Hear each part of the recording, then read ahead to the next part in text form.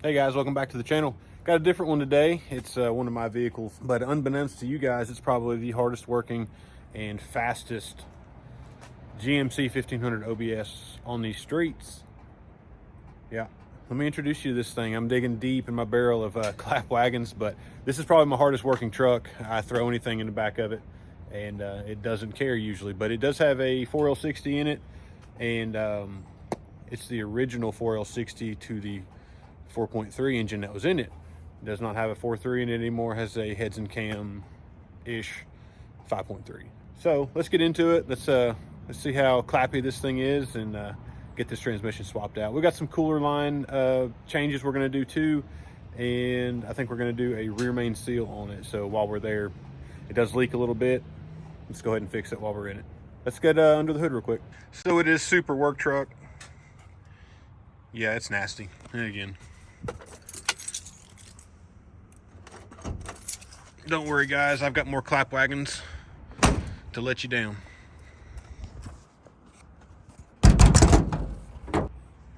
So there's the swap, a little bit of loom, and obviously that mess right there goes away, but I left it open to get the AC figured out on the truck and just haven't got to it. Just all truck accessories on it, even truck manifolds. 99 to 02 Chevrolet truck kit, kind of, yeah, it's just, it works, it works.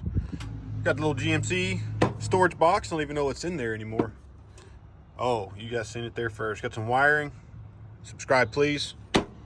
Yep. All right, let's get into dropping this transmission. So we just got back from the Harbor Freight. Hope it makes life easier. I'm about some self-preservation anymore, and I cannot lift the transmission off my chest. So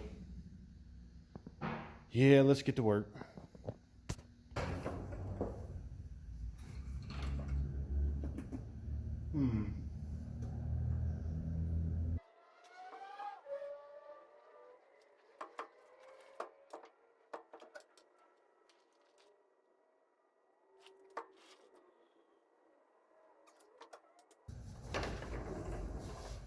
Oh yeah.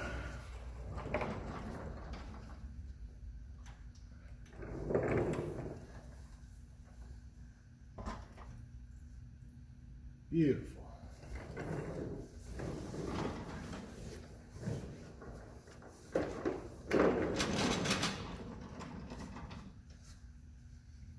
That, ladies and gentlemen, is why I hate automatic transmissions.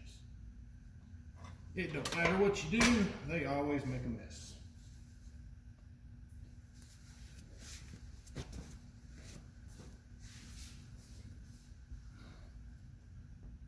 Well, it wasn't awful to get the transmission out, but just like any other automatic transmission job, you know, you can tell where you've been and where you're going based on the fluid trails. So it is out. Here's this ugly unit.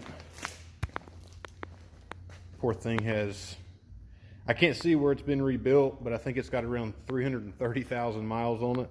Got to do the rear main seal. You can tell it's a little wet there.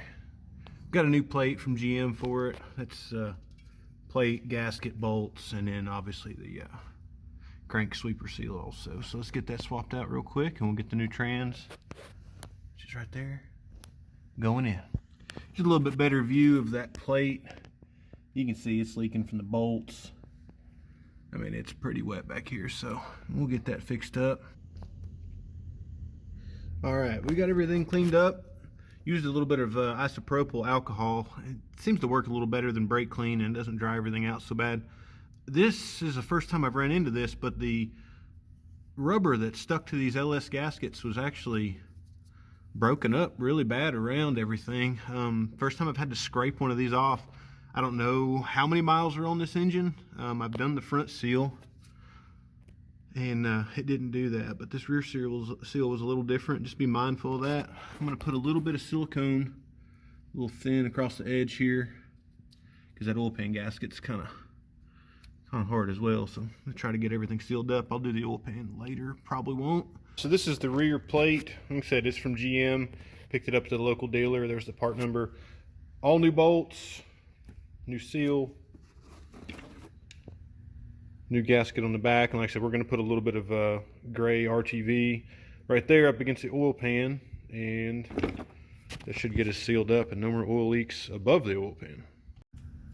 little dab in each corner here. All right. I'm just gonna put a little thin.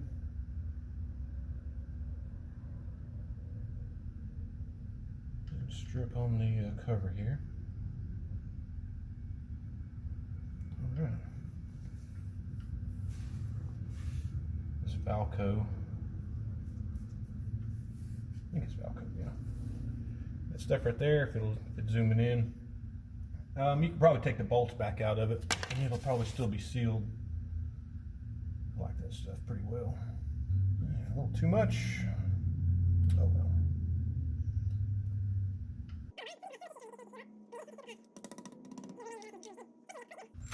Nope, wrong size. Where's the 13? I mean, that's how simple it is. Now we've just got to tighten bolts and put the bottom bolts in, torque it, and it's easy. Everything from here down will be wet now, just from bullpen leak.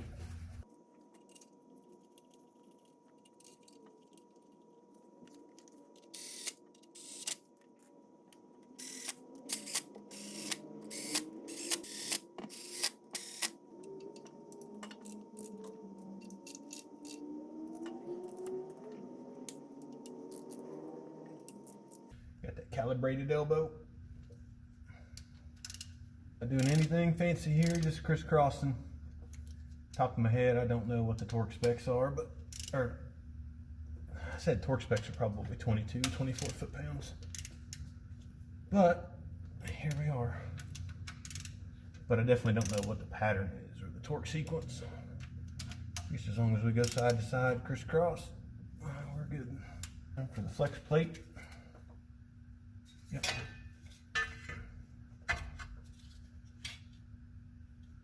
There's that. Alright, we gotta get some Loctite on the crank bolts or flex plate bolts.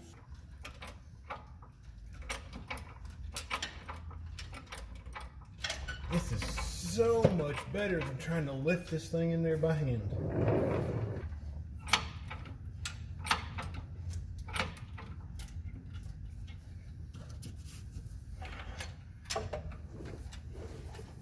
Almost.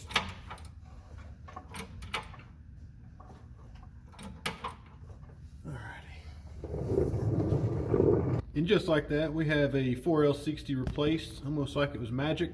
I'm not sure if you can see it up there, but I even did the top bolt, which is rare, at least for me.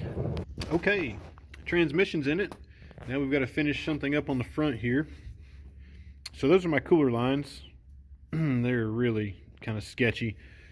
So these hard lines have a single edge barb flare, sealing these up with clamps that are holding them on. Yeah, that's not going to work. So went to Ace, we picked these up. These are a compression type fitting. It's got to be better than a flare that can cut the hose, and we actually have a barb here. Very similar to what you can pick up at Summit for about $40. I picked up at Ace Hardware for about $22, $23. So let's go ahead and get these undone and make this whole situation less worse.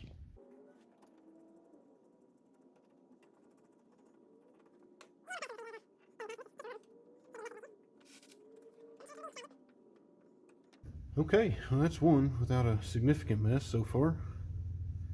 It's not, oh nope, there it is. Let's just let it happen. This one I might need to cut.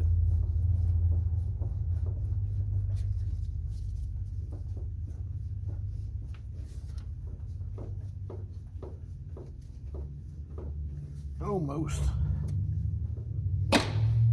Okay. There's the mess.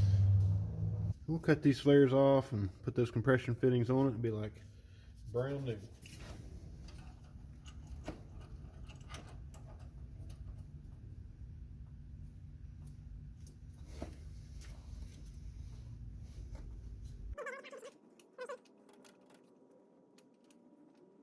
God, it's taking too long. $3 tool. There we go. One down. Not Sure if any of you guys have bought transmission fluid here lately, but it is about $10 a quart at the parts store. That's a little troubling. Hey, number 2. Slide your nut on there, slide your ferrule. Now I took a reamer and cleaned the inside of both of these, just make sure there weren't any burrs or anything hanging out of them. And this to this is already tight. I tightened those before starting what we got going on here. So I'm gonna put a little bit of transmission fluid on the threads here. Anything's got to help with lubricant there. I imagine they're gonna have to be pretty tight. Put a little bit of that used transmission fluid there. Let's thread it together.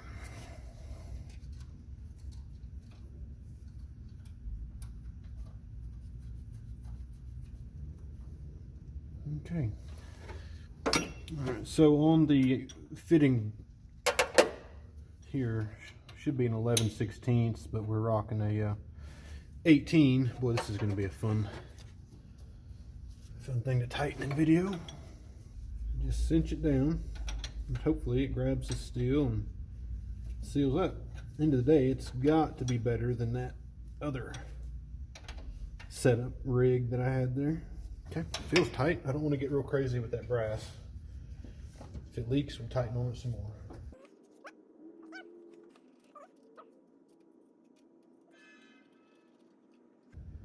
All right, we'll crank that one down. Train is being very disrespectful.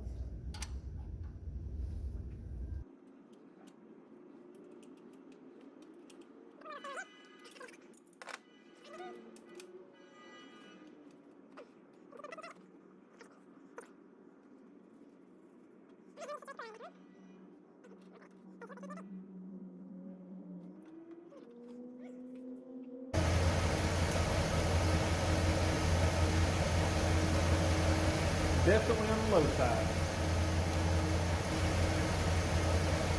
This should be fun.